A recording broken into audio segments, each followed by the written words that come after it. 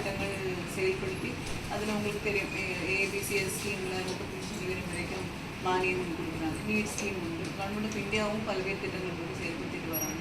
இது இல்லாமல் புதிய இன்னோவேட்டிவ் ஐடியாஸ் வச்சு ஸ்கீம்ஸ் ஆரம்பிக்கிறவங்களுக்கு ஸ்டார்ட் அப் மிஷன் மூலமாகவும் நிறைய ஸ்கீம்ஸில் subsidy plus venture capital funding இதெல்லாம் கொடுக்கறதுக்காக அரசு பல்வேறு திட்டங்கள் செயல்படுத்திட்டு வந்துடும்.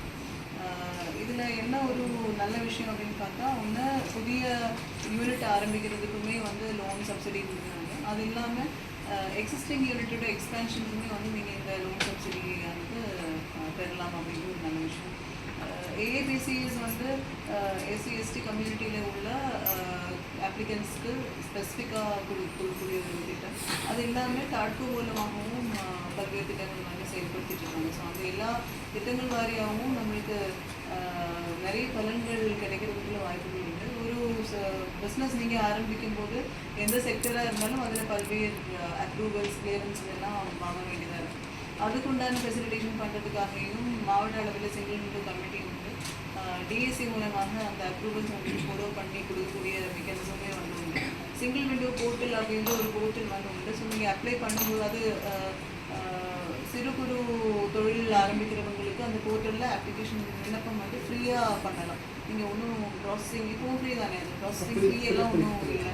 அதனால் அந்த ஆன்லைன் பிளாட்ஃபார்மில் நீங்கள் விண்ணப்பிச்சிட்டோம் அப்படின்னா கண்டிப்பாக அது வந்து டிஐசியோட மானிட்டரிங் மெக்கானிசத்தில் வரும். மற்றபடி நீங்கள் தனிப்பட்ட முறையில் விண்ணப்பம் கொடுக்குறீங்க இல்லை மேனுவலாக அப்ளிகேஷன் கொடுக்குறீங்க அப்படின்னா அது டிஐசி மானிட்டர் பண்ண முடியாது. என்னோடய அப்ளிகேஷன் இந்த இடத்துல பெண்டிங் இருக்குன்னு அப்படி நீங்கள் வந்து சொன்னால் மட்டும்தான் தெரியும். பட் அப்படி இல்லாமல் சிங்கிள் விண்டோ சிஸ்டத்தில் நீங்கள் அப்ளை பண்ணிட்டோம்னா அதோட டேஷ்போர்ட்